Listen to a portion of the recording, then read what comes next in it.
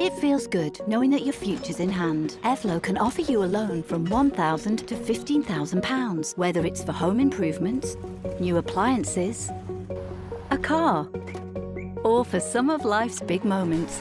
So even if you've had problems with credit before, Evlo looks beyond your credit score and always takes a case-by-case approach. Visit evlo.co.uk to get your conditional decision in minutes. Evlo, your future in your hands.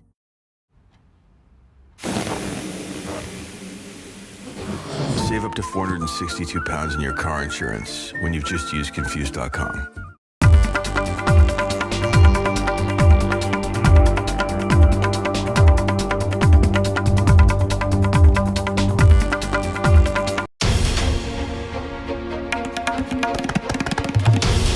This is NDTV, and you're watching NDTV 24/7.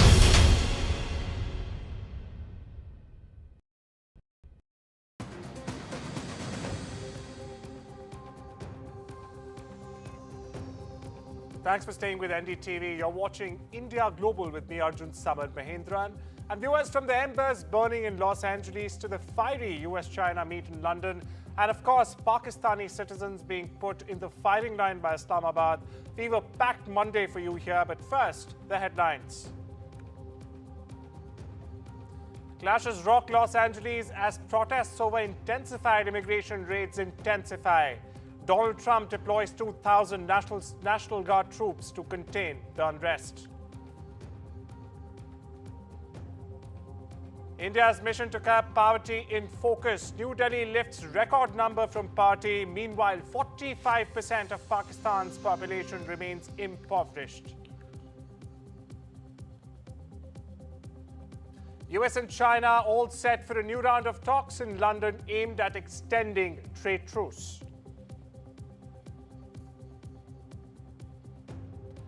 Russia claims advancing into Ukraine's Dnipropetrovsk for the first time in 3 years.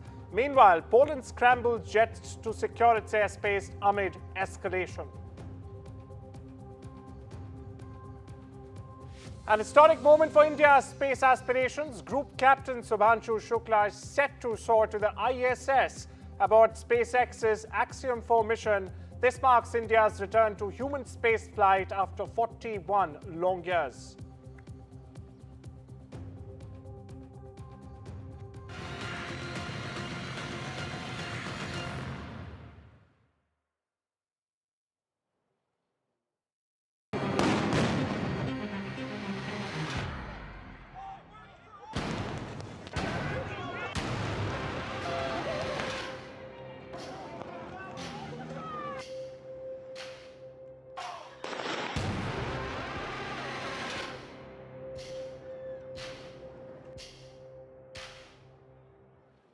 Viewers, now on to a big story on India since this Monday. The Los Angeles protests. It started Friday morning.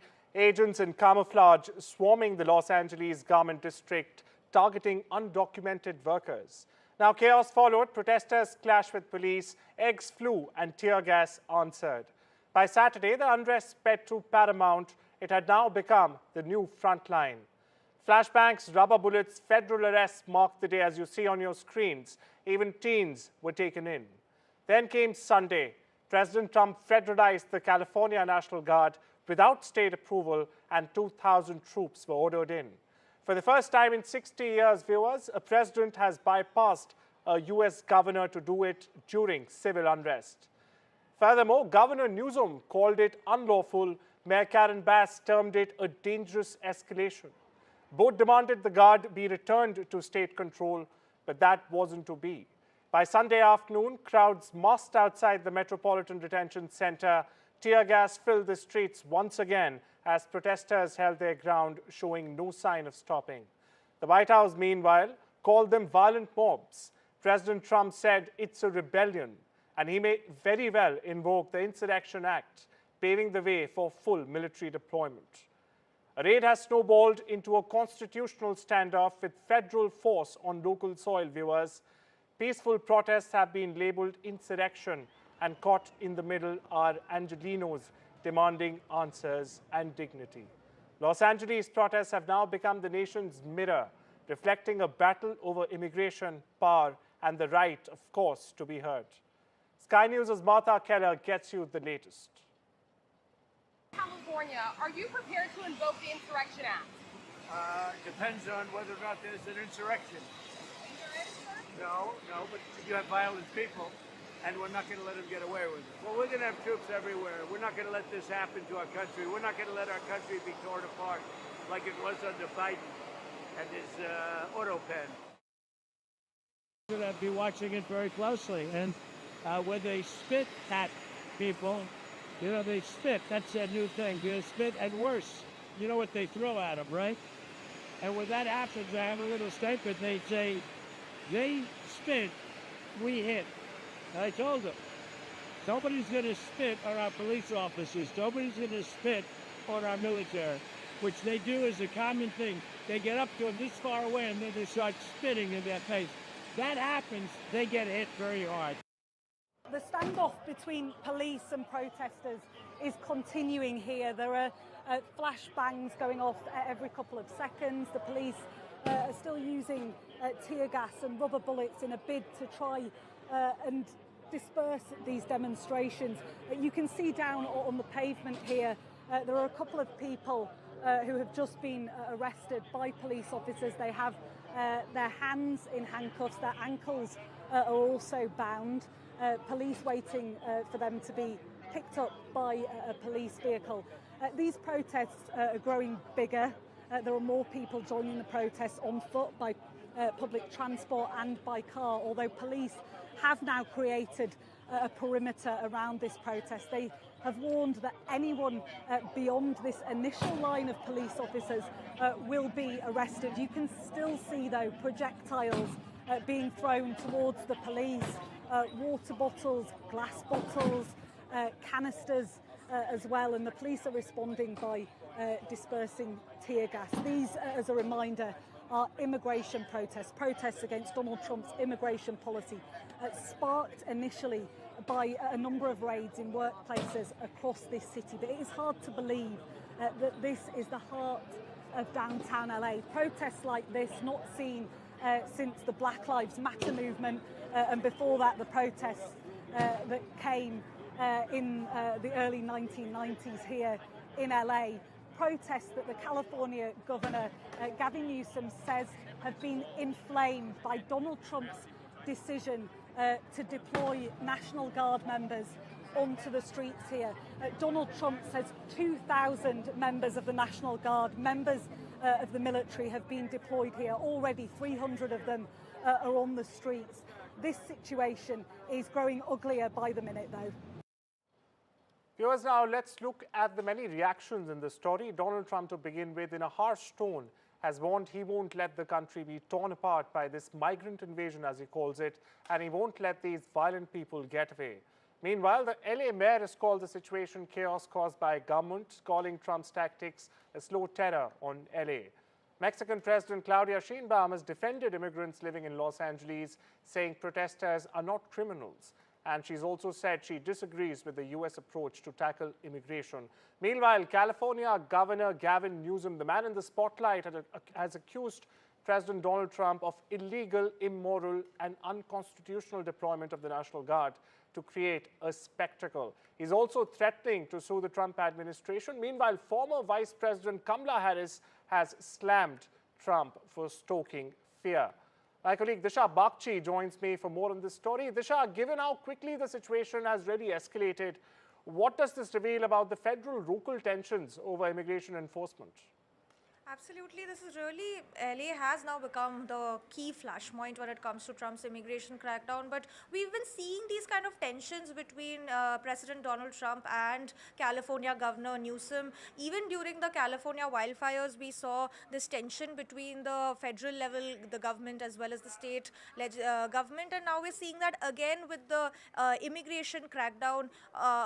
after these protests began against these ICE raids, and now not just Gavin Newsom but also the LA mayor really slamming Trump, criticizing his move to deploy the national troops, calling it his, in a sense, they're calling it a move to really not just stoke fear, create this spectacle, create this scene of utter chaos to justify his actions of trying to use the US armed forces to what he has been saying for a while, that to stop, in Trump's words, the leftist agenda and what he calls a migrant invasion of the United States. And using this spectacle, using this scene of chaos in Los Angeles, he's trying to achieve this very goal of trying to liberate the country from what Trump has been calling left-leaning lawlessness. So really, this is what the tension between the two sides, between the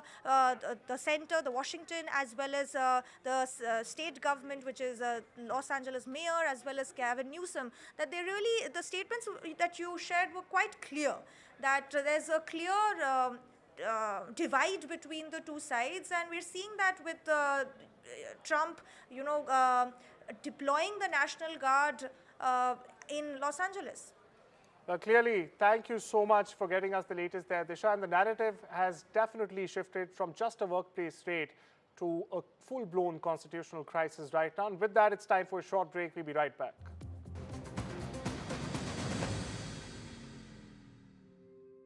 With 3, save £336 on the Samsung Galaxy S25 Ultra.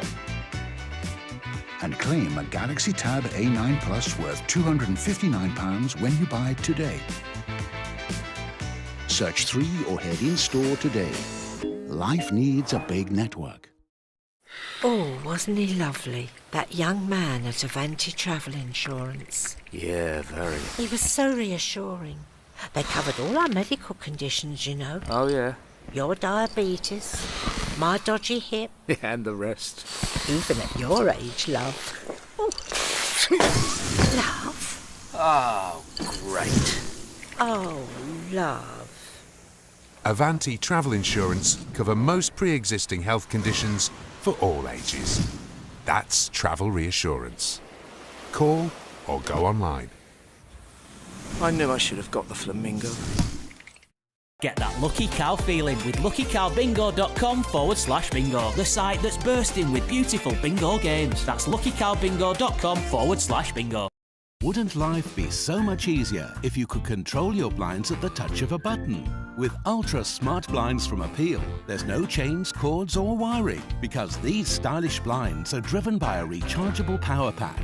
New Ultra Smart Blinds from Appeal, the intelligent solution for home shading. Just because my kids are grown up and have little ones of their own doesn't mean family life slows down. I'm busier than ever. Now that I'm in my 60s, I want to make sure that my family has enough to cover my funeral costs and other expenses when I'm no longer around. That's why I decided to learn more about over 50s life insurance from Cover Today. Cover Today are the only over 50s life insurer with no waiting period, unlike other insurers who could make you wait up to 2 years. With Cover Today, you're fully covered from day one. And you're covered for the whole of your life, so you can just get on with things. Plus, unlike other things in life, the price never goes up. Their claims process is really straightforward, so your loved ones will be looked after. Learning more couldn't be simpler and can be done in just a few minutes. All you need is your phone. Go online or talk to their friendly UK team today. Cover Today are the only over 50s life insurer with no waiting period. Get covered in minutes with no annoying trips to the doctor. With fixed monthly payments, prices start at just £4.42 a month. Plus, you'll get your choice of a £125 gift card. And you'll also get access to free 24/7 GP advice and health services as part of your policy. So stop putting it off and get it done. Then you can get on with all the fun stuff in life. To get a free life insurance quote, call our friendly UK team on 0800 977 6947 or visit covertoday.co.uk.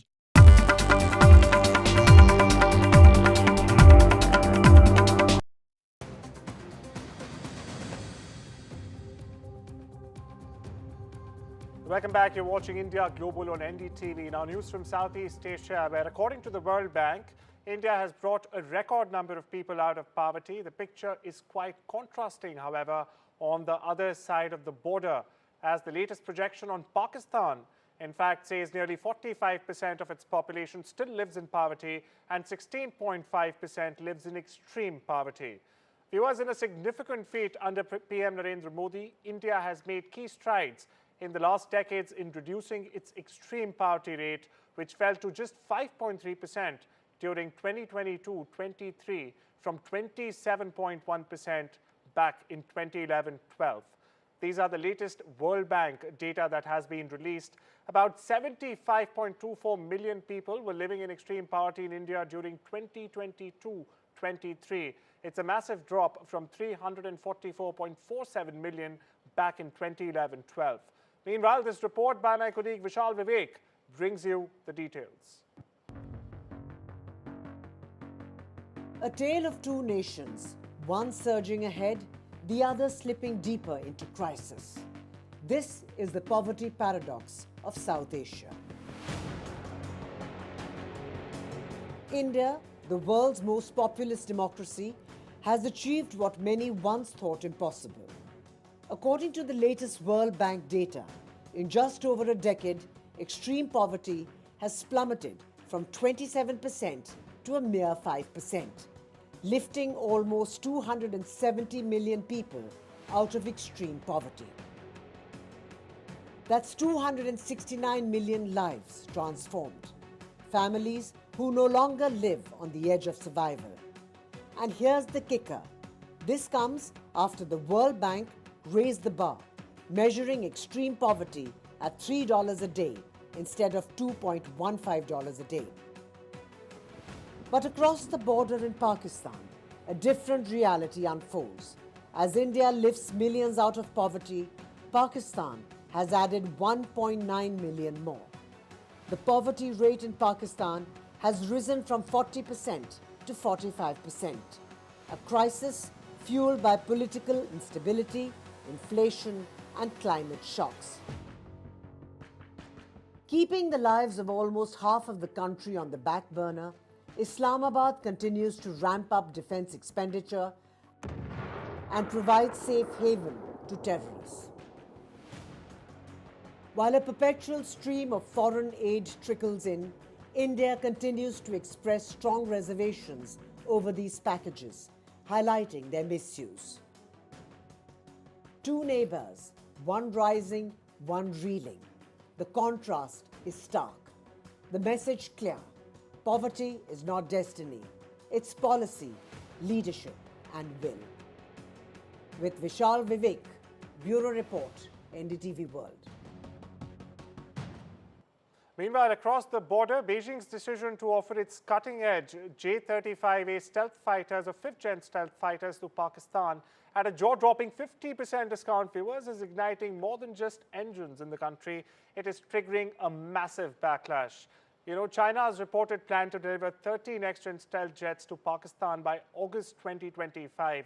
It's even fielding them at home, has triggered a social media firestorm.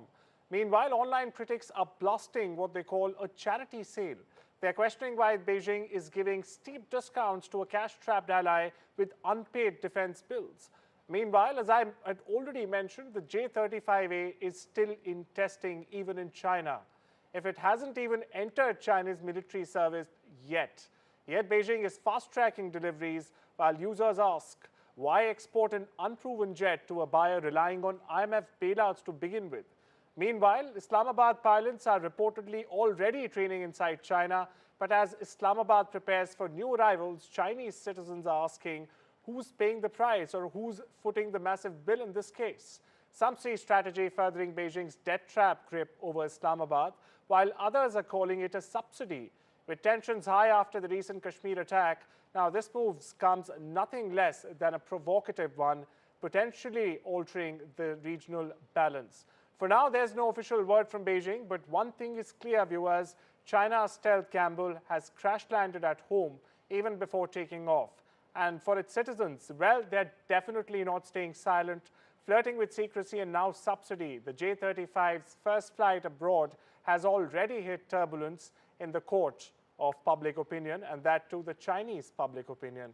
Well, joining for more on this story is Piyush Doshi. He's the co-founder for the Foundation of Economic Development. Thank you so much for taking out the time, Mr. Doshi. And my first question to you is, do you think that Pakistan should in fact be blacklisted since it's using all its fund for terror and nothing for development, as these figures suggest? The party rate has risen from 40 to 45%, and it's going out and buying jets from China now. Yeah, we all would like to see Pakistan getting blacklisted for a number of things, but frankly, there is no law against stupidity anywhere in the world. And this is sheer stupidity. They are just harming themselves. The way I think about it, the way I look at it is, if I had 1 lakh rupee at home, I go out and buy a 50,000 rupee gold-plated lock just because it's available at a 50% discount, and basically just empty out my coffers, and then I put that big lock at my front door. Pakistan at this point, spending money on defense, particularly when it comes at the cost of very important development expenditure, is plain stupidity. So before the world, maybe the world will be doing them a favor by blacklisting them, by forcing them to start making some rational choices. But frankly, the choices they are making at this point just beg a belief. They are just digging deeper in themselves into a hole. As a recent report underlines, with India lifting 269 million people out of extreme poverty, what's stopping Pakistan? Is it corruption, conflict, or just sheer neglect for the people? Pakistan needs to start drawing inspiration from India, as India needs to continue to draw inspiration from China and other neighbors towards its right. I think the foundation of a strong economy starts with a stable, domestic, secure environment. And frankly, that's where Pakistan's first problem is. It's a highly unstable country where there is democracy in namesake. There is no safety, no security. Even their friends, Chinese friends, who want to invest so much in Pakistan, are scared of being there. They are constantly ticking off the government for being not able to provide security. Can you imagine in that situation any foreign investor wanting to go to Pakistan and set up a factory? That's where the problem is. When there is no law and order, when there is no safety and security, there cannot be any prosperity. But once they put that in place, then they can start thinking further. Can they encourage more private enterprise? Can they start spending money on infrastructure instead of wasting it on costly drones and planes, which frankly, if you do not have economic power, are completely useless? No poor country can match a substantially richer company. That's what military history has shown us. So the best way to strong defense is a strong economy. And Pakistan is forgetting this. What they need to do is learn from us. We have created a reasonably strong economy. If you look back at data, in as recently as 2010, Pakistan's per capita income was same as India's. It was around $1,000. Over the last 15 years, we have gone from about $1,000 to $2,800 per capita. Pakistan has moved from $1,000 to $1,400, which is frankly negligible in this period of global growth. So this is what has created the big difference between India and Pakistan. And this is where they need to focus if they want to do something good for their citizens. So thank you so much for unpacking that, Mr. Doshi. And you actually hit the nail on the head there. Having a strong defense only depends on if you have a strong economy or not. We'll, of course, be following the story, but moving on now.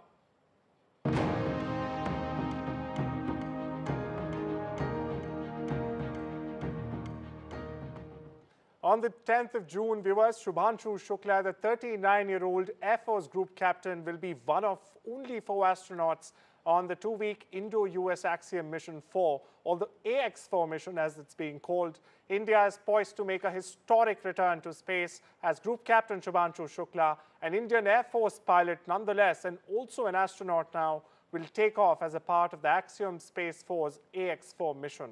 He, along with 3 other astronauts, will leave from the Kennedy Space Station in Florida on the 10th of June at 5:52 p.m. IST to the International Space Station that they will dock in 28 hours on the 11th of June.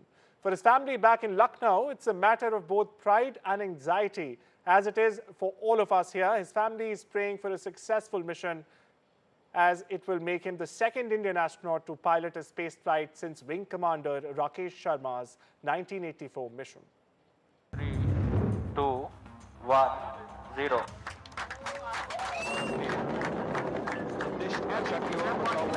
Wing Commander Shubhanshu Shukla. This was the first time we saw Group Captain Shubhanshu Shukla, now the poster boy of India's growing space ambitions. Born in October 1985 in Lucknow, Shubhanshu Shukla's journey to the stars began in the classrooms, where he was inspired by the heroics of Indian soldiers during the Kargil War. Determined to serve his country, Shukla cleared the UPSC National Defence Academy examination and earned a Bachelor of Science in Computer Science from the National Defence Academy in 2004. Commissioned into the Indian Air Force's fighter stream in June 2006, Shukla quickly distinguished himself as a combat leader and test pilot. With over 2,000 hours of flight experience across aircraft like the Su-30 MKI, MiG-21, MiG-29, Jaguar, Hawk, Dornier, and AN-32, among others. In 2019, Shubhanshu was shortlisted by the Institute of Aerospace Medicine for ISRO's astronaut training group. In 2024, Prime Minister Modi officially announced his name as one of India's 4 astronaut designates for the Gaganyaan mission, marking a new chapter in India's space ambition.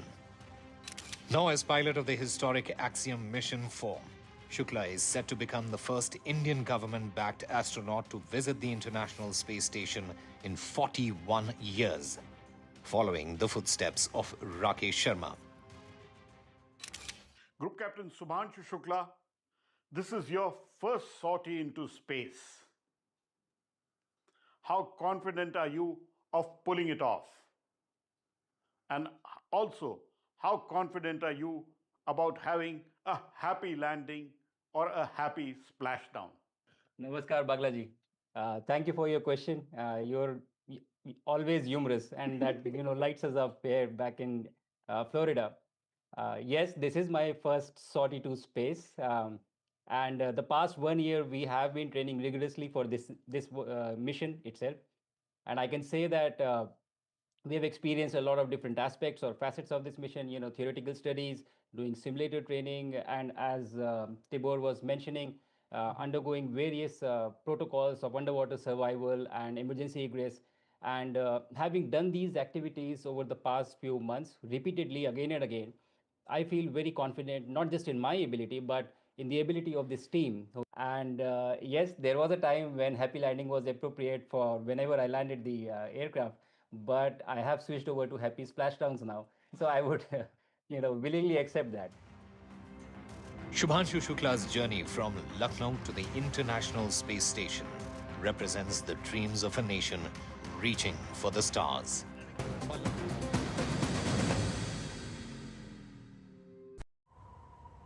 Gus could try to sell his car privately. Or get it sold today with We Buy Any Car. He could spend days on end trying to sell to a bunch of time wasters.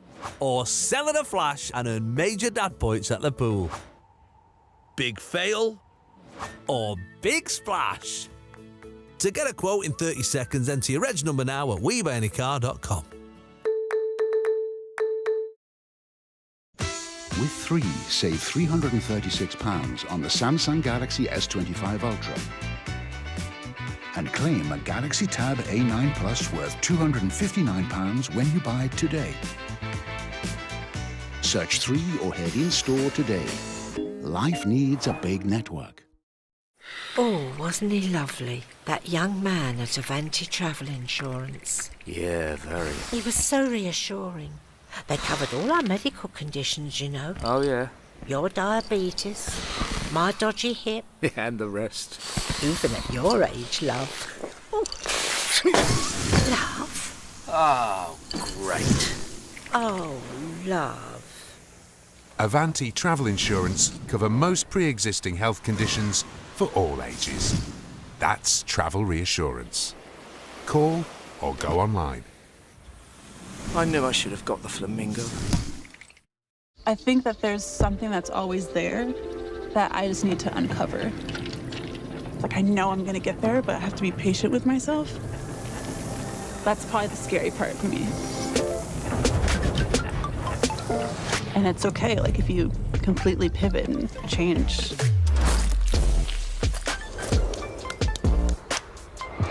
You know, you have to be comfortable with that. This summer, take on the 1 Million Step Challenge for Diabetes UK. Just over 10,000 steps a day, 3 months, one life-changing challenge. Step for a happier, healthier you. Step for your loved ones. Step for everyone affected by diabetes. From the 1st of July, pound the pavement. And every pound you raise will help fund life-changing research and support. Because when you move, we move for everyone living with diabetes. So sign up for the 1 Million Step Challenge. Just search Step for Diabetes and take that life-changing first step today. When facts are fragmented, we put the pieces together. Where power collides with truth, we are there. Behind me is that massive security arrangements that are in place. Behind fractured boundaries, we clear the fog of war. Fault Lines with Gauri Dwivedi, only on NDTV.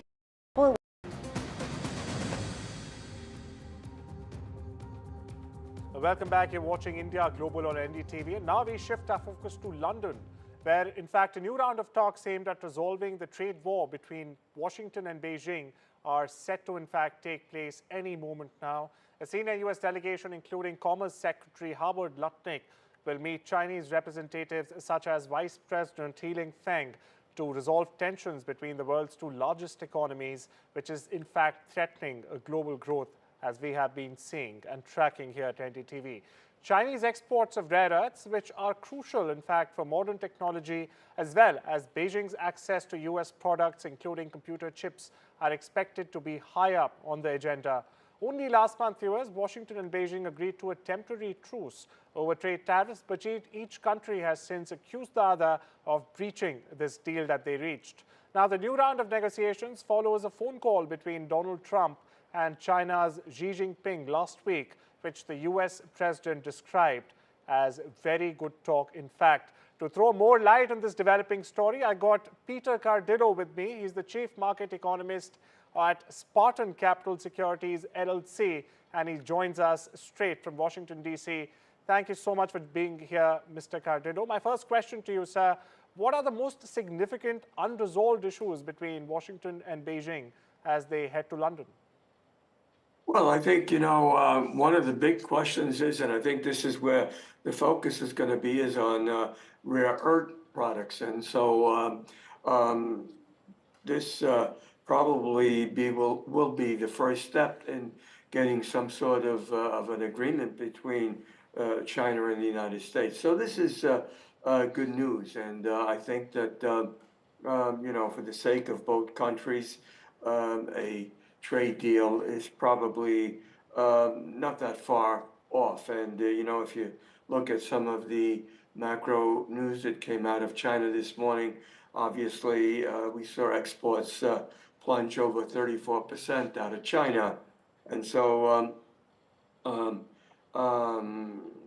I think it's imperative that both countries iron out their differences and reach to some sort of an agreement. Now, I don't expect that the United States will get all that it wants, and I don't expect that China will get all that it wants. So there'll be some sort of a compromise, and that would be, I think, quite favorable for the markets. You very interestingly mentioned rare earth exports, Mr. Cardillo. If you could just break it down for our viewers, how much leverage does China actually control of rare earth exports, and what edge does it really give them in these negotiations? Yeah, they have the leverage because we need them. But you know, they also made some concessions just the other day to the Westerners and on rare earths because they realize, you know, the necessity that they need them. Otherwise, it could spell big trouble for the world economies.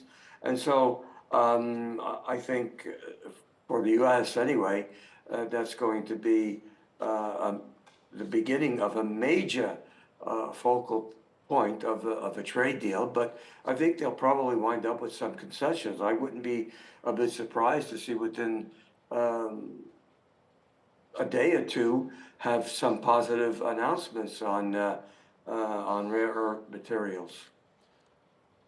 From what you just said, Mr. Cardio, do you actually see a realistic path to a sustainable trade agreement in a couple of days, or will this just, you know, be or is likely to remain a cycle of temporary truces, like another truce? Well, let me clarify that. I'm saying I think they could get some agreement on rare earth products. That's the central point right now. A full agreement on trade, no, that's going to take time. But right now, it's a necessity that some sort of an agreement is reached on rare earth products, and I think that that's doable. China knows that we need them, and the United States knows that we need China to open up on that, and I think they will. And that, of course, will be a prelude to other agreements. But now again, other agreements are not going to take 24 hours or 48 hours. It's going to take a time. And China is not going to, in my opinion, not going to give in to what the United States wants. There'll be an agreement, a compromise for both countries that would make it seem as though both countries had a victory. A compromise which will make it seem as if both countries were victorious. Thank you so much for putting the development into perspective for our viewers here in India and around the world, Mr. Cardio. Moving on, a high-stakes diplomatic mission is also being planned at 10 Downing Street. Why do I say so? Well, UK Prime Minister Keir Starmer is headed to Canada for urgent security talks with counterpart Mark Carney. Now, this comes as tensions with the United States have hit a boiling point. Ottawa is reeling after Trump threatened to impose crippling tariffs and demanded Canada pay $61 billion for missile defense or become the 51st U.S. state, as he calls it. Now, the move has already triggered job losses and fears of looming economic collapse across Canada.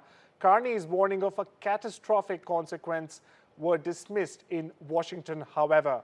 Meanwhile, in a rare royal address, King Charles III also underscored Canada's sovereignty, calling these dangerous and uncertain times. Meanwhile, Starmer's controversial decision to host Trump in London also drew sharp criticism from Carney and Ottawa, who in fact called it a betrayal, a right-out betrayal amid American pressure. Now, with only days to go, Starmer's visit on the 14th of June could in fact mark a turning point or the deepening of a geopolitical crisis with echoes of an empire. And well, there is only one question now on everyone's mind.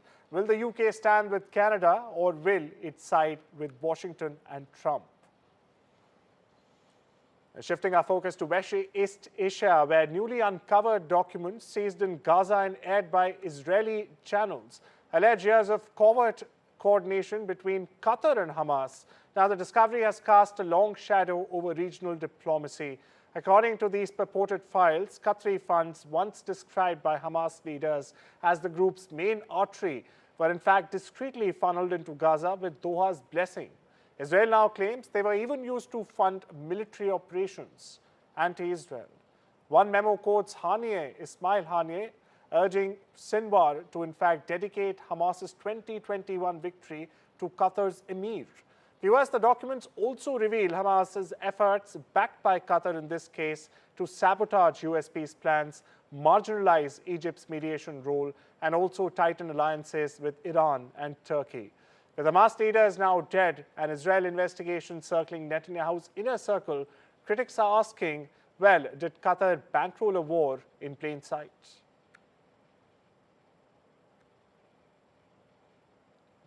Well, it's time we slip into a short break. I'll see you on the other side.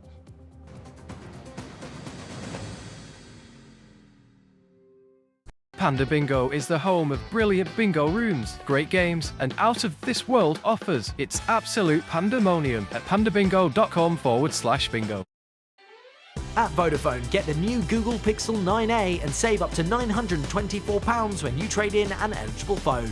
Plus, experience the exclusive Circle to Search feature, available only on Android, helping you to search fast and find what you need without switching apps. Go online or in-store today. Ends 12th of June.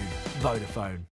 Now that retirement's here, it's time for me to focus on the things that really matter in life, like making sure my family can manage funeral costs when I'm no longer around. Which reminds me, Welcome to British Seniors, the UK's #1 rated provider of over 50s life insurance. Hi, I'd like a quick quote, please. No problem. We're proud to offer our seniors lifetime guarantee. With 100% of claims having been paid, we guarantee your premiums will never go up and that you'll speak to one of our specialists in the UK. UK residents aged 50 to 80 are guaranteed to be accepted. Depending on your age, your loved ones can get a cash payout up to £10,000. That money could help cover my funeral costs or be a gift for my grandson. I'll do it. Plus, when you sign up, you'll receive a £135 gift card and free 24/7 GP advice and health services. Be proud to protect your loved ones with British Seniors. To get a free life insurance quote today, call our UK team on 0800 881 5090 or visit britishseniors.co.uk. I bought cars on finance, so I've made my claim. If our lenders charge hidden commissions, then I've made my claim. I could be owed thousands. I've made my claim. I've made my claim. I've made my claim. I've made my claim. It's so quick and simple. You could be owed thousands in hidden commissions from vehicles bought on finance since 2007, even without the details. I've made my claim. Trust myclaimgroup.co.uk. Claims made simple. As a dad, I know life's unpredictable. It's all fun and games until it's not. You okay? I want my kids to always be looked after. That's why I'm not putting things off anymore and protecting the life we've built by calling Smart Insurance. Hi, how can I help? Hi, I'd like a quick quote, please. OK, you can choose a benefit amount up to £750,000 depending on your age. Brilliant. If you're a UK resident aged 18 to 64, you can apply with just a few health and lifestyle questions. For £250,000 of cover, the price starts at just £14.77 a month. That's less than I thought, and could help my wife pay off the mortgage. With our Smart Family Guarantee, you'll have peace of mind. That's good to know. You'll also receive a 100% advance in the event of terminal illness and 10% cashback on your first year's premiums. That's the Smart Cashback. Plus, you get your choice of a £125 gift card. Protect the life you've built the smart way. To get a free life insurance quote today, call our specialist UK team on 0800 977 6797 or visit smartinsurance.co.uk.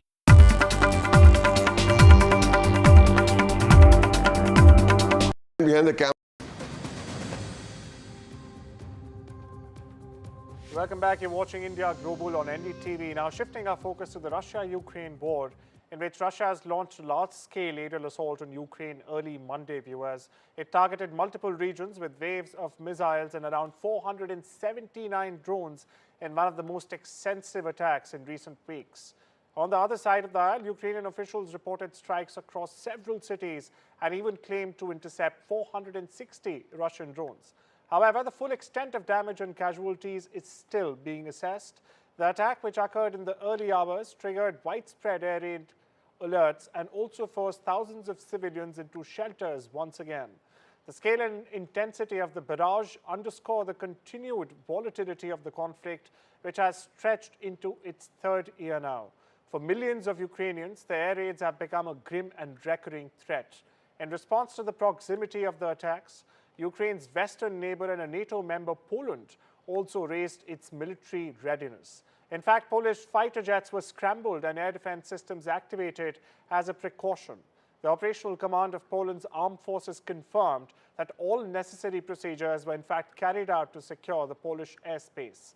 Poland's swift reaction reflects ongoing regional tensions and also highlights its role as a key NATO buffer along the alliance's eastern flank. However, the main focus Monday remained on the escalating aerial campaign against Ukraine. The attack, viewers, marks another chapter in Russia's sustained use of long-range strikes aimed at pressurizing Ukrainian defenses and infrastructure. This, even as international support for Kiev continues. Well, joining me for more on this story is Alison Federica, the Director of Analyses at the Geopolitical Futures, straight from Washington, D.C.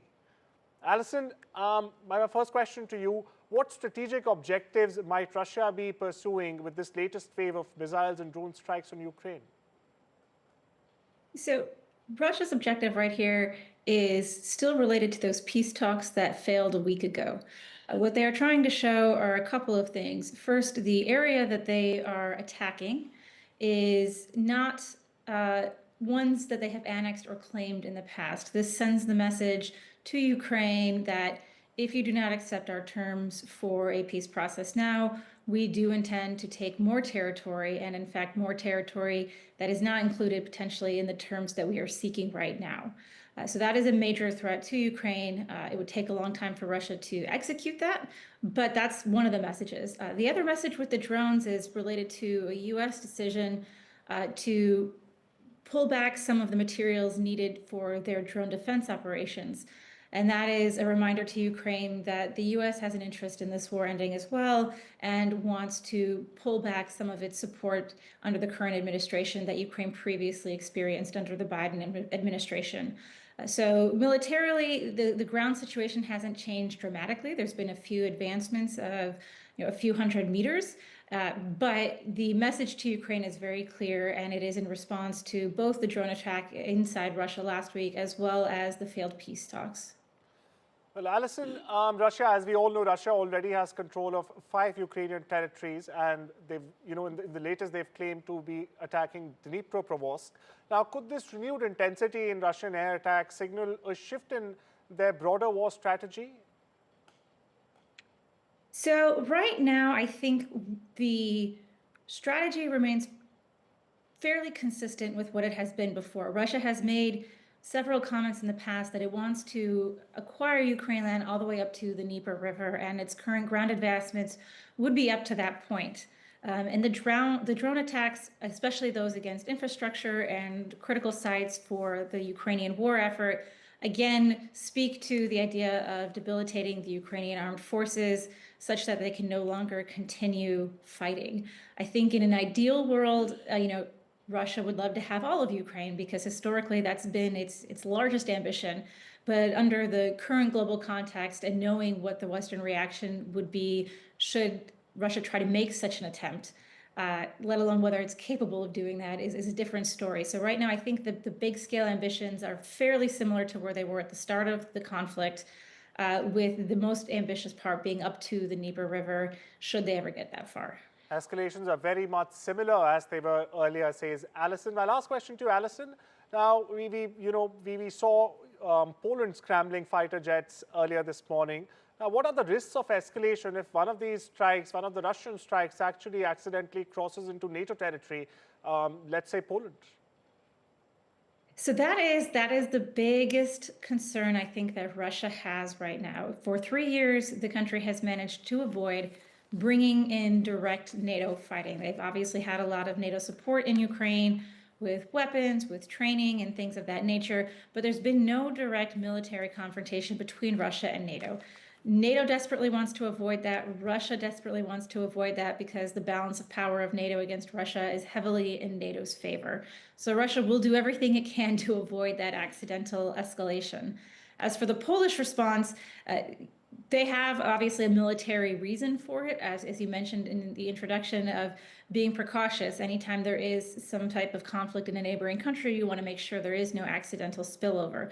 There's also a political motivation in terms of mobilizing NATO, incentivizing NATO to come closer together and show stronger support for Ukraine through Poland as well, because there are some members of NATO that are tiring of this conflict and no longer want to keep supporting it as it once did earlier in the war efforts.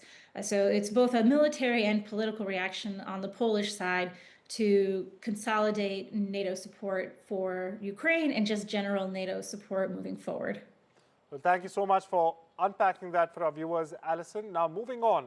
fresh political chaos has erupted in the already reeling Bangladesh, viewers.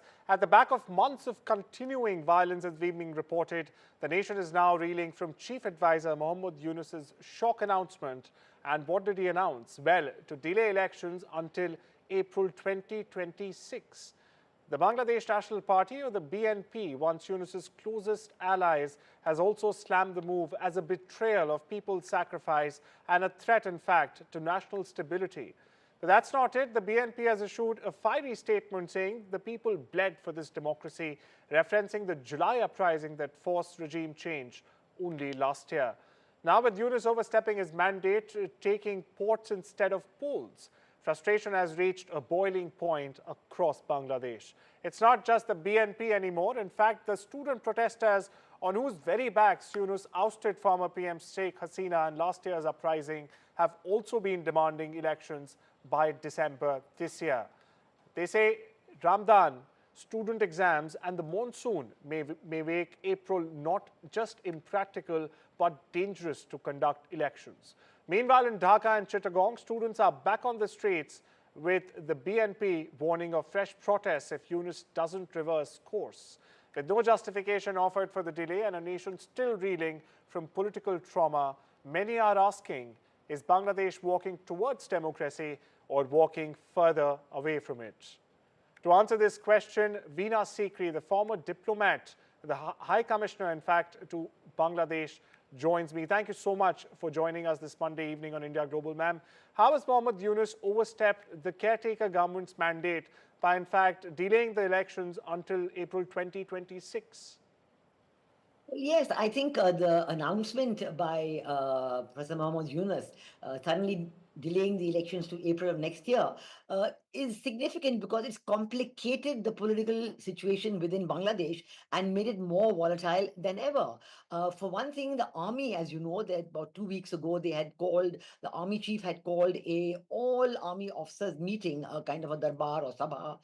That is quite unusual, but he called that and they discussed all these issues. And in the statement at the end of that meeting, the army chief had clearly said that elections must be held no later than December of this year, December 2025. Now, in direct kind of reaction or a direct contradiction of what the army chief had said, Professor Mohammad Yunus has now announced April 26. And as you have yourself quite correctly pointed out, there are many reasons why that April 2026 date is a non-starter. It will not happen because of Eid, because of the impending monsoon. They have, all the Baisakha, the black northwester that come at that time, because of students' exams. And all these issues will make it very, very difficult to have the elections at that time. So it's just a kind of a delay, a deliberate announcement of delay. And I think that's a reason that will cause chaos. We've already said that the BNP has brought people already on the street, and it's actually now, it's still the middle of the Eid al-Adha festival season, and people are still not back in Dhaka because they all go for their villages at this time. So I think as the days go on towards the second half of June, you can certainly see a rise in the political temperatures on this issue. And the second issue is that how can you have elections which where the major political parties, you banned the activities of the Awami League? This unconstitutional, non-elected regime of Professor Mohammad Yunus has really no authority to take major decisions like that. But he's going ahead with taking those decisions, and he wants to have a one-sided election where just the Jamaat-e-Islami and other Islamist parties will be in the fray. We already know that the Supreme Court of Bangladesh, again with judges appointed after Sheikh Hasina left the country, the previous judges were forced to step down. They were forced to hand in their resignations, and then new judges had been appointed. So all this is leading to a lot of political unrest, a lot of political concern within Bangladesh. And we know that the fragile situation, the lack of democracy, and the complete collapse of the economic order in Bangladesh. Factories have closed down. Professor Mohammad Yunus has taken so many decisions to delay the trade with India, to ban the land trade, they say that it comes by sea and so on, that the goods which was important inputs into the domestic production in Bangladesh and then going for the exports, like the ready-made garments. So the cotton and the cotton yarn and the man-made fiber, which used to come from India in huge amounts, has now been completely delayed. The efforts to import this from other countries has not succeeded because the prices are higher and the time of transportation is much higher. So factories are closing down, people are out of jobs, and inflation is very high because daily use necessities coming from India are now getting delayed. So there's a great expectation and even an announcement that the rate of growth will halve to less than 3% from the 6% plus that used to take place every year under Prime Minister Sheikh Hasina. Absolutely, absolutely, Ms. Sikri. And as we also pointed out, he's selling polls, he's selling ports and not conducting elections. And well, with that, it's a wrap in this Monday edition of India Global. Take care and have a wonderful day.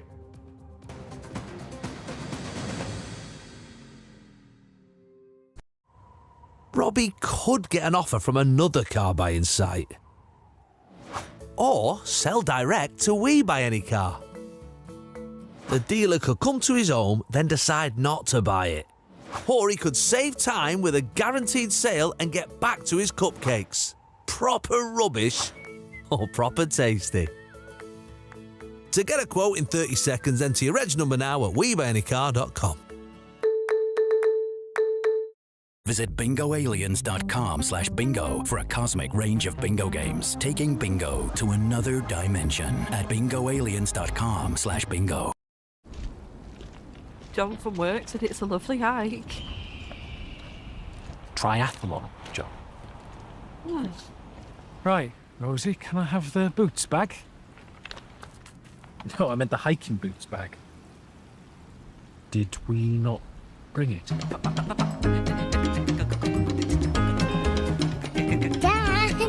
Such a shame. Such a shame. With thousands of lower prices of boots, that's your summer sorted. Vista Health means fast access to scans. Vista Health means rapid results. Vista Health means convenient locations. Vista Health means affordable pricing. At Vista Health, we know what your health means to you.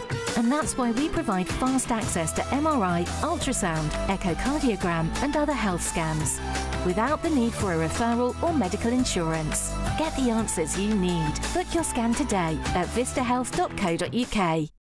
Looks like the spray tan guy will just come straight to your house. But how's it going with the chairman? Good shot, Sir Rupert. Big news, he's confirmed profits are up again. You know, Nationwide have shared their profits with over 4 million of their members. We can't compete with that. But shouldn't we try and do something similar? Shareholders are the beating heart of this bank. Wedge me. What's the matter? Lost your balls? This year, we're giving £100 to every eligible member through our Fairer Share payment. Nationwide, a good way to bank.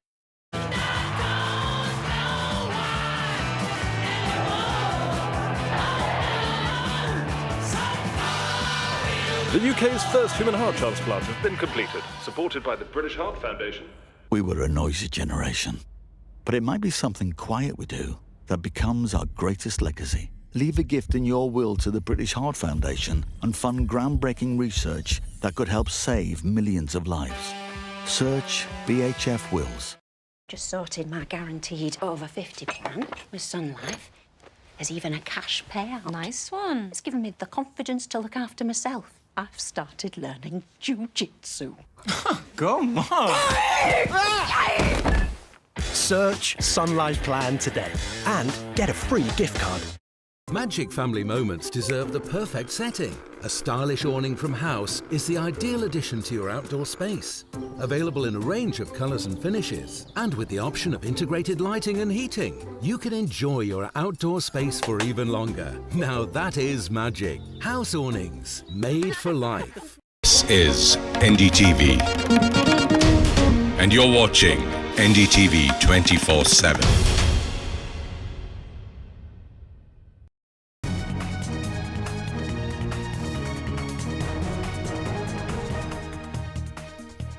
A very good evening and a warm welcome to all our viewers. Thanks for tuning into NDTV. I'm Deepak Bopana. This is the Southern View.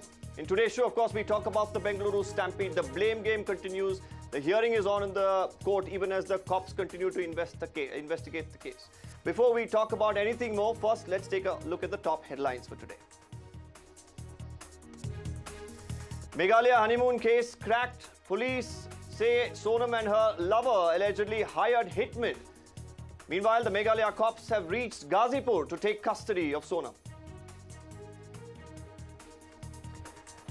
And in the Bengaluru stampede case, the blame game plays out in court. Temporary relief for the Royal Challengers Bengaluru and DNA. The High Court says no fresh arrests until the next hearing. Meanwhile, former IPS officers write an open letter to Chief Minister Siddaramaiah. Former IPS officers have appealed, revoked the suspension of cops.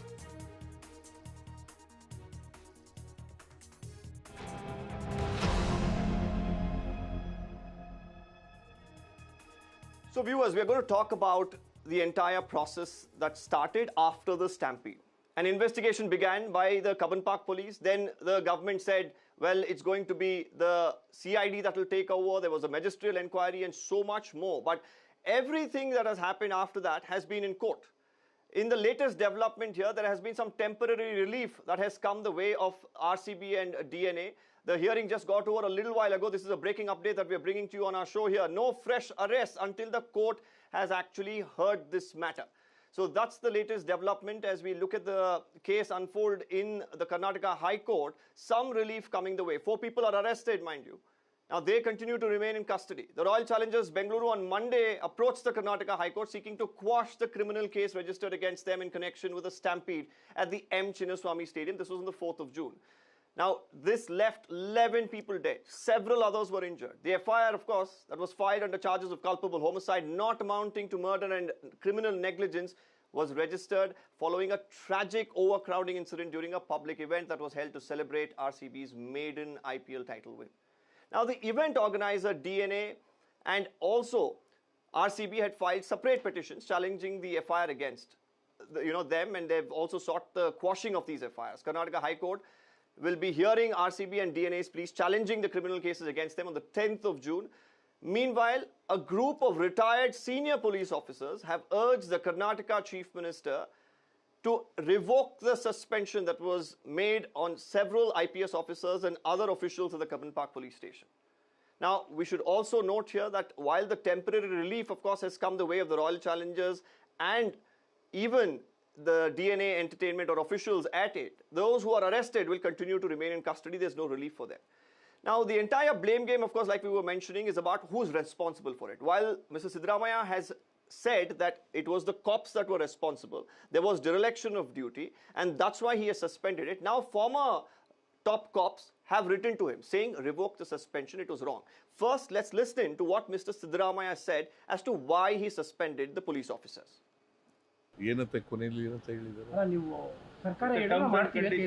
ಸರ್ಕಾರ ತೀರ್ಮಾನ ತಗೊಂಡ್ರೆ ಮಾಡ್ತೀವಿ. ಅದು ನನ್ನ ಹತ್ರ ಬಂದೇ ಇಲ್ಲ. DPR secretary permission ಕೊಟ್ಟಿದ್ದಾರೆ. ಅಫ್ಕೋರ್ಸ್ ನನಗೆ ಹೇಳಿದ್ರು, ನಾನು ಕೊಡಿ ಅಂತ ಹೇಳಿದೆ. ಎಲ್ಲಿ ವಿಧಾನಸೌಧದ ಎದುರುಗಡೆ, ವಿಧಾನಸೌಧದಲ್ಲಿ ಏನಾದ್ರು ಘಟನೆ ನಡೆದಿದೆಯಾ? ಅದರಲ್ಲಿ ರಾಜ್ಯಪಾಲರು ಭೇಟಿಯಾಗಿದ್ರು, ಭಾಗವಹಿಸಿದ್ರು. ವಿಧಾನಸೌಧದಲ್ಲಿ ಏನು ಆಗಿಲ್ವಲ್ಲ? ಆಗಿದೆಯಾ? ಕ್ರೀಡಾಂಗಣದಲ್ಲಿ ಫಂಕ್ಷನ್ ಅರೇಂಜ್ ಮಾಡಿದವ್ರು ಯಾರು? ಯಾರ್ರೀ? ಪೊಲೀಸ್ನವ್ರು ಬಂದೋಬಸ್ತ್ ಮಾಡೋದು ಯಾರು? ಅದಕ್ಕೆ ಸರಿಯಾದ ರೀತಿಯಲ್ಲಿ ಮಾಡಿಲ್ಲ ಅಂತ ಸಸ್ಪೆಂಡ್ ಮಾಡಿದ್ದೀವಿ. So let's open this up. We have a panel of guests joining us. We'll very soon be joined by Mr. B.L. Vora. He's a former IPS officer. He's one of the signatories to this open letter to the Karnataka Chief Minister. We also have Dhruv Jatti, spokesperson of the Karnataka Congress, joining us today. Dr. Sudha Halkai, spokesperson of the BJP here in Karnataka, also with us. Before I go to Mr. Vora, let me ask Dhruv here. Dhruv, a lot of questions are being asked by the family, especially of those who've lost their loved ones. When is this blame game going to stop? Who is going to own up that it was their responsibility, Dhruv?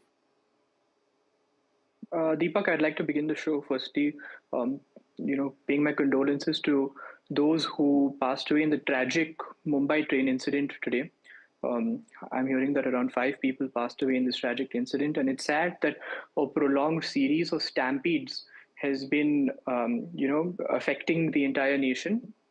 Coming to your question, like you said in your opening remarks as well, when the show started, that most of the action is happening in the court, and yes, that's true. Along with the court hearings, there is an investigation parallelly that is being taking place, and we will have to wait until this investigation is over in order to speak anything. Otherwise, it would be rather premature statements being made. But Dhruv, the Karnataka Chief Minister has said that, well, there was dereliction of duty from the police. So according to him, his portion of the investigation is over because you've already suspended the police. That's exactly what Mr. Vora, who's now on the show, and other IPS officers are pointing out. Without a thorough investigation. Police Commissioner and other officers had mentioned that police will be unable to make arrangements. It was mentioned to the state government. Still, they were overruled. And now when the tragedy has occurred, they have been made the scapegoat of this. See, look at this stadium itself, Chidambaram Stadium. It can hold only 35,000 people. And there were 2-3 lakhs people. The Karnataka State Association, they went and telling people come in large numbers and all. So the state government was advised, but overruled because of, I don't know what reasons can be. It can be reason popularity, it can be visitation, it can be political reasons, God knows what. The tragedy is now in this country, what is happening is that police is being treated rather shabbily, if I may say. It's not only in Karnataka, it's of course all the states across the board. All political parties also are involved in this issue. But this is very brazen. He's such a senior officer, his integrity is so well known.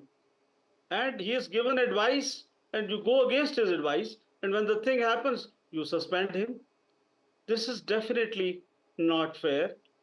But yes, our condolences, of course. We feel bad that people have died. But Mr. Vora, I want to ask you on the basis of what Mr. Siddaramaiah said. He says that the first death was reported around 3:10 p.m. that evening. He was informed only post 5:30. So he says that was dereliction. He also says that, the entire in charge as far as security is concerned was the police, the top officials in the department. They were supposed to do it. They didn't do their job. That's why the stampede happened. This is his justification for the suspension. Look, my friend, what happens is, see, when such huge arrangements are needed, a lot of homework is required. You have considered deployment. You have considered whether people are available at your command or not. Whether do you have enough police force or not? You have to get in touch with organizers. You have to get in touch with the political parties. You have to get in touch with so many people. It takes a lot of preparation. And they have recommended that don't hold it. We will be unable to make arrangements. I mean, after all of us who are seeing, see, we've all served as Directors General of Police in all the states, and there are other officers also senior. We are honestly anguished. Our only request to Chief Minister now is, please reinstate them. You are holding a judicial inquiry into the matter. Let it come out. And if they are at fault, do take action against them. But you can't have it both. I'll take that across to the Congress spokesperson here, Mr. Vora. Dhruv, I think you heard him loud and clear. There is a one-man commission that you've appointed. Earlier, you had appointed a magisterial inquiry. When all of this is pending, why, in a haste, did you suspend officers? Deepak, the requests made by the IAS Association are extremely valid. Every organization as such has the right to write to the Chief Minister and express their concern. The senior police officer, Mr. Dayanand's service to the state has been invaluable over these last few months. That cannot be contested by anybody. The fact that an investigation is going on... Then why put an end to it so unceremoniously, Dhruv? That's the question that former IPS officers are asking, citizens are asking. I, in fact, spoke to the father of one of the victims. He is asking. He's saying that it was the police that carried his son to the hospital. His only chance, if he had survived, were the police. They were doing their job. This is coming from the family of the victims. Then if you're saying his service was invaluable, then why remove him so unceremoniously is the question that many of them are asking. Deepak, questions are extremely valid and there's no grounds on denying any of them, but there is an inquiry taking place at this point of time, and making sure that the inquiry is not influenced by anybody who is in power is equally as important.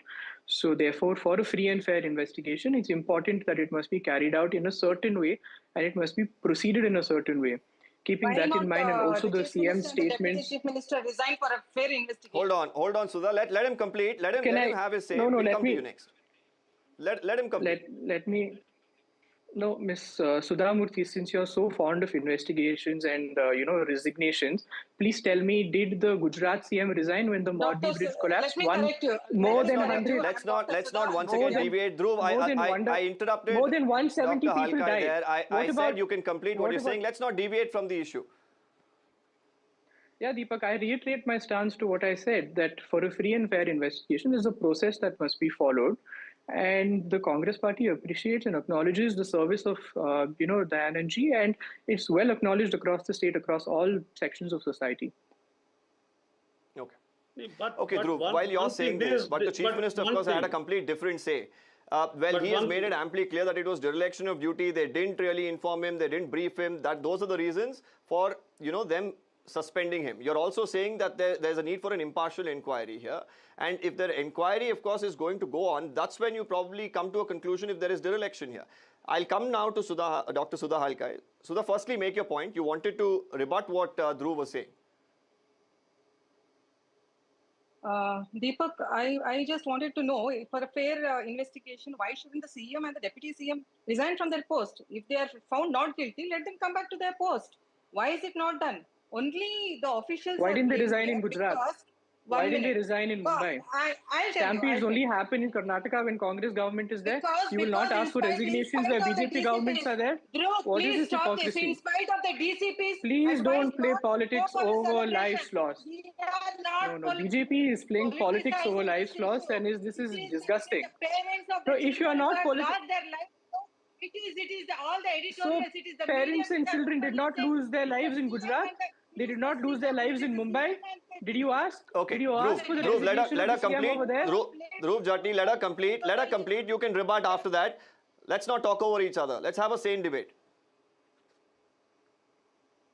Deepak, let us go back to the history and see what is the track record of Mr. Siddaramaiah whenever it comes to investigations. Take it Lokayukta, he has slashed all the cases and he had completely closed the Lokayukta. When it came to the Muda, then he put the blame game on the officers. It's the same thing. Take it any issue when there is any investigation on Mr. Siddaramaiah, he sees to that he gets a clean sheet by putting the blame game. He is very known. He is master of the escape routes when it comes to his investigation. This is first point. Second thing is what Mr. Siddaramaiah has told. It is not near the Vidhan Saudha and it is during near the stadium. The stampede has taken place.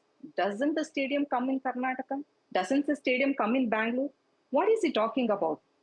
He has denied the DCP's advice that the celebration should not go on. If at all they are going to do it, it is on the terms and conditions, which were not followed. And what the DNA... Dr. Halkai, I want to interrupt you and I want to add here. You yourself are saying that the DCP here advised the government against holding this celebration. Am I right? Did I hear that right? Yes. Yes. Now, why did the BJP put out social media posts that day questioning, while initially, there were reports that the parade or the victory march was going to be cancelled. It was the BJP that started to question why people in Bengaluru are not being allowed to celebrate. You questioned the Home Minister. You questioned the same police. Now you're backing the same police who advised against this ceremony or advised against the parade. So you can't have that duplicity here, Dr. Halkai. You have to answer why you asked for a parade in the first place as well when the police were advising against it. Okay, I'll come back to you. Deepak, in the past 2 years, the law and order has completely collapsed. First and foremost, the policemen are not safe in Karnataka. The police stations are being attacked. Okay, this is third or fourth time the police stations are being attacked. The law and order has completely collapsed in Karnataka. Why did the CM post it on the Twitter that come for the celebrations to the people? Why did the deputy CM call for the people come for the celebration? Why was the No, you have to preparations answer my not question made? as well, Dr. Halka. You have to answer my question. You have to answer why the I'd like to BJP comment. questioned the Going police's on decision not to have a parade. procession. Going If you are on today open going to procession, defend the police, it why was weren't there. you defending the I'll tell police you. on the day they cancelled the parade? See, I'll tell you, the open parade would have made people, all the people would have seen them. That is what this thing. Second thing is, they have closed maximum gates in the Chinnaswamy Stadium. Only 3 gates were open. And the DNA has told that 580 of their personal security people were deployed and no sufficient police people were deployed near the Chinnaswamy Stadium. Only near the Vidhan Sabha, maximum police were deployed. Okay, it is the duty, the custodian of the constitution, Mr. Siddaramaiah, to take care that when they knew there was so much of huge celebrations gathering going on the previous night in all the streets, then didn't they know? The police officials had already told. It is common sense, Deepak, and let me tell you very clearly, I being a mother, I being a doctor, I am not doing any blame game over here. It is a very sensitive matter. That absolute ignorance was. I have just about a minute left, so I'm going to quickly allow Dhruv to respond as well. Dhruv, go ahead. That which they are not accepting it. No, Dr. Dhruv, I Sudha, want you to Dr. Sudha, conclude with what's the assurance to the Dr. family Sudha, members of the victims as well, because I'm just going to have the father of one of the victims speak to us in a short while from now, because I want that assurance as well before I go to him. Dhruv. Understood, Deepak. So being an RCB fan myself, the situation was extremely difficult to understand and to take in on the whole. And what's important now is to make sure that justice for these victims are brought. That is the primary focus of the government in Karnataka, and the Congress stands with this stance very strongly. We are going to make sure that the investigation is going to be out soon and be with the families that have been affected. We are also hoping that, as the court proceedings continue, tomorrow 10:30 again is the other hearing, we are watching it very closely, and we are praying strongly with these families and also with the 5 lives lost in Mumbai today. Right, Dhruv. So Deepak, it is Dr. more like, Siddaramaiah's Raj over here. Thank you all for joining us. Unfortunately, I'm out of time. We'll, of course, continue to keep a close track of all the developments on this story. We'll keep coming back to you for the answers, both the Congress and the BJP here, because at the end of the day, blame games won't help. True justice for the victims is all that they're asking. And today, while we talk about the victims, I have Mr. Lakshman, the father of 21-year-old Bhumik. Now, he lost his life in the stampede. I, in fact, met Mr. Lakshman at the Vaidehi hospital. He was in tears. All that he was hoping was, all the formalities to be completed at the hospital and, so that he could just go back home with the mortal remains of his son. After the final rites, videos of him at the grave of his son have also gone viral. He has questioned the compensation. He has questioned the suspension of the police officers. And he says that there was no need for anyone to hold that event on the day when the police advised against it. Let's listen to this conversation. Well, viewers, I was at the Vidhan Sabha on the day when the stampede occurred. Now, a moment of joy turned into a moment of tragedy, and one can only fathom what the families of the victims went through. Now, while I was at the Vaidehi hospital that evening, I met Mr. D.H. Lakshman, the father of Bhumik who had lost his life in the stampede at the Chinnaswamy. He's joining us today. The pictures of him speaking about how the government didn't do enough to ensure security of those who had gathered there, didn't do enough to protect his child, and also the pictures of him rolling on the grave of his son has moved the entire country and raised the question, has the government, has the police really done enough in this case? And true justice, is it really far away? Mr. Lakshman, thank you for joining us today here on NDTV. I just want to ask you, you have been pointing out several issues over the last, few days about how this event transpired, how security was not in place, and how your son who has lost his life cannot be brought back. Tell us today, do you think that justice has been done? There have been suspensions, there have been arrests, FIRs, investigations. Do you think but true justice has been done, Mr. Lakshman?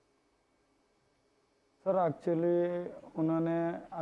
इधर से college के लिए गया था सुबह okay उन्होंने college के बाद कॉलेज वो 11 बजे के उसको ख़त्म हो गया था बाद में वो फ्रेंड्स लोग मिला के सीधा उधर बात करके स्टेडियम गया था वो जाने के पहले उसका माँ के लिए फ़ोन करके बोला है वो माँ मैं स्टेडियम अभी तक नहीं देखा, उधर जाके देख के आ रहा हूँ करके बोल के गया था।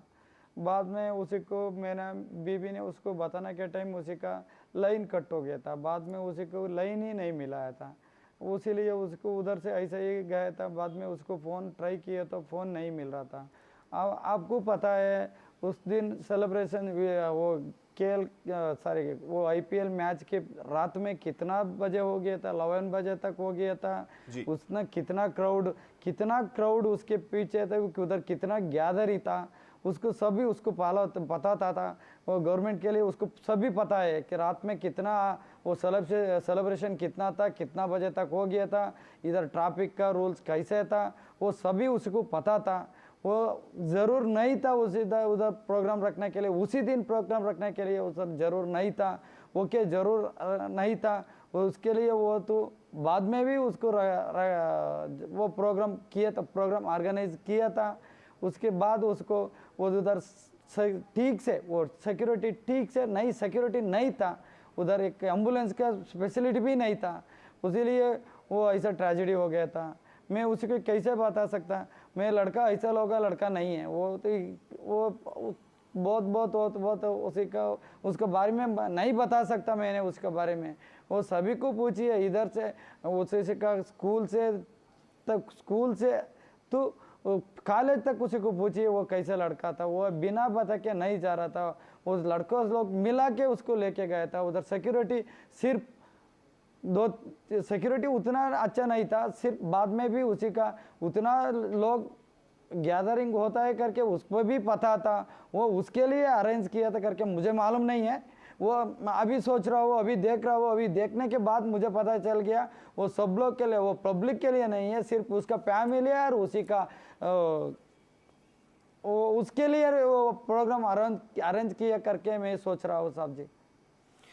लेकिन लक्ष्मण जी एक बात बताइए, अभी सरकार एक कॉम्पनसेशन अनाउंस किया है, पहले 10 लाख अनाउंस किया था, बाद में इसको 25 लाख बनाया। आरसीबी की तरफ से कॉम्पनसेशन अनाउंस हुआ है, क्या आप खुश हैं ऐसे कॉम्पनसेशन अनाउंसमेंट से? वो कॉम्पनसेशन मुझे वो कॉम्पनसेशन कुछ नहीं चाहिए मुझे, सिर्फ मेरा बच्चा था ना उसको मिला दिया तो उसका कॉम्पनसेशन मुझे, उसका भी कुछ और उसका भी ज़्यादा मुझे खुश हो रहा है ना साहब जी। मैं पता नहीं है, वो सब लोग बता रहा हो कॉम्पनसेशन दे रहा, वो दे रहा करके, अभी तक मुझे भी कुछ भी पता नहीं है साहब जी।